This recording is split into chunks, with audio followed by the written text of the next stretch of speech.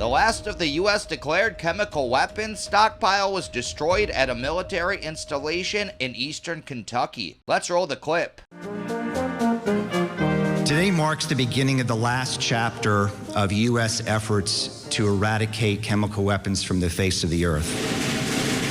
An historic moment, decades in the making. I must say, this is a day I wasn't quite sure we were going to see at various points. On Wednesday, Senate Majority Leader Mitch McConnell and private contractors announced that after more than 50 years, the chemical weapons stockpiled at the Bluegrass Army Depot in Madison County will be destroyed. Now, after many years, the safety we worked so hard is finally in sight. 100,000 rockets and other projectiles containing chemical agents such as sarin and mustard gas have been kept in concrete bunkers at the depot since the 1940s. These deadly and indiscriminate weapons have been used by conventional armies in times of war, by rebels in domestic conflicts, and by terrorists against innocent civilians. In the coming weeks, the weapons will be transported to a state-of-the-art plant where a two-step process of neutralization and supercritical water oxidation will destroy them. It would be difficult for me to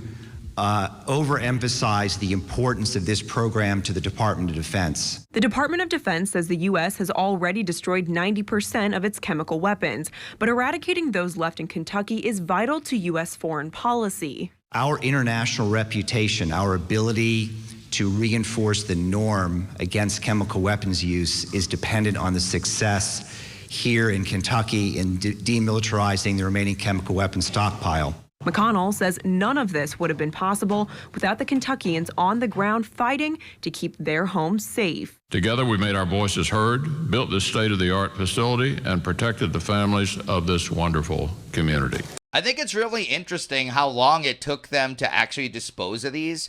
They wanted to do this like in the 60s and then the 90s, and they finally got around to it. Part of me just thinks like, they were like, oh, just in case a crazy World War III breaks out where they're using chemical weapons, we need them just in case. Then again, I guess they could just make more sophisticated ones, but it's really interesting how long it took to dispose of these. I mean, I guess they are sophisticated and they needed to use robots and stuff, apparently, to dispose of them.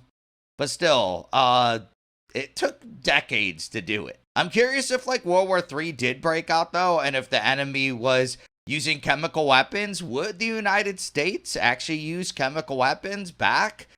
Very interesting question. You know, pre-COVID, I would say no, probably not, but how much people hated people during COVID that didn't lock down and didn't wear masks, I don't know. They might just like hate the enemy that much. Just chemical weapon them, they chemical weapon us. Kind of opens it up to a false flag a little bit, doesn't it?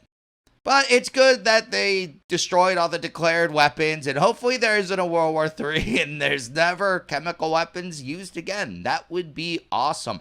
But you know, that's just my opinion. What is your opinion on this story? Please let me know in the comments below. Also, be sure to smash that like button and subscribe to the channel for daily news updates. Hit that notification bell and share this video to help spread the news.